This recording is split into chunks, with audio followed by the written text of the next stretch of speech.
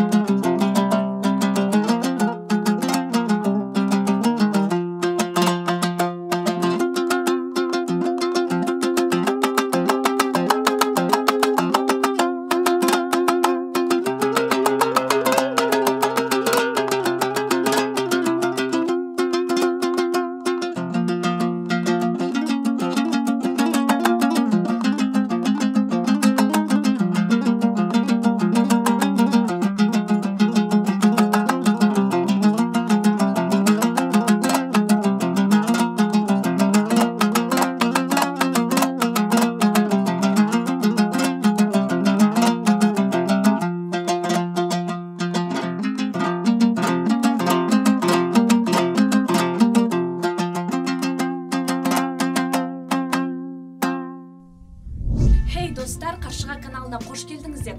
Музыкалық аспапты тез әрі дұрыс үйренгің келеді, бірақ қайдан және қалай екенін білмейсің бе? Онда Қаршыға KZ курсы сізге көмекке келетін боламыз. Қазіргі таңда Қаршыға KZ курсында 1000-нан аса оқушымыз білім алуда. Күйді толық көріп болған соң, осы күйді дұрыс орындау үшін назарларыңызға лайфхактар ұсынамыз және жиі қойылатын сұрақтарға жауап береміз.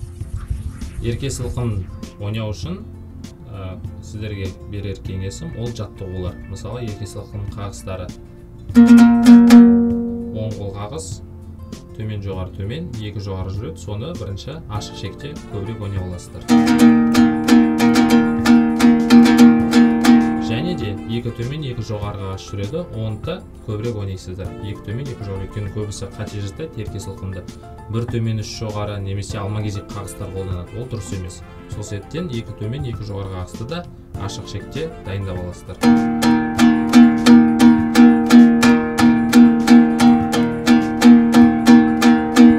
Ерке Сылқым күйінде де паршлаг ұғымын және вибрация ұғымын қолданасыздар. Және де дыбыстық баланс жақсы болу керек. Мысалға, қай жерінде ақырын ойнау керек, қай жерінде жай ойнау керек. Соның барлығын күйді тыңдай отырып, анализ жасайсыздар, соны сосын қайталауға тырысыңыздар.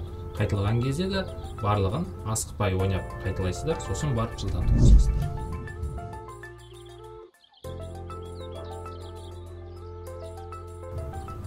Домбыраны жалпы нақты бір жеріне ғана қызығып алмайды адам. Домбыраның дыбысына көңіл бөледі.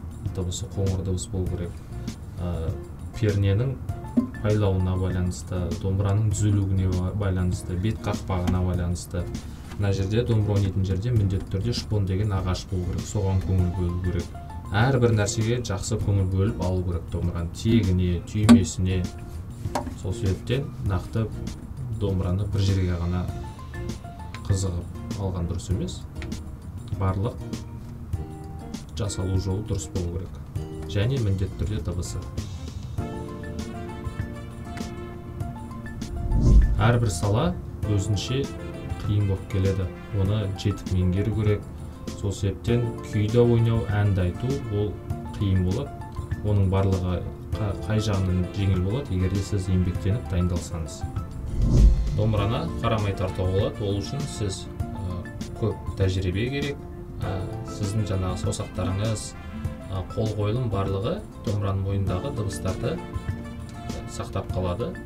Сол себептен ол үшін қарамай ойнау үшін, мысалға кез келген күйді сіз көбірек ойнап, сосын қарамай ойнауға тырысып көріңіз.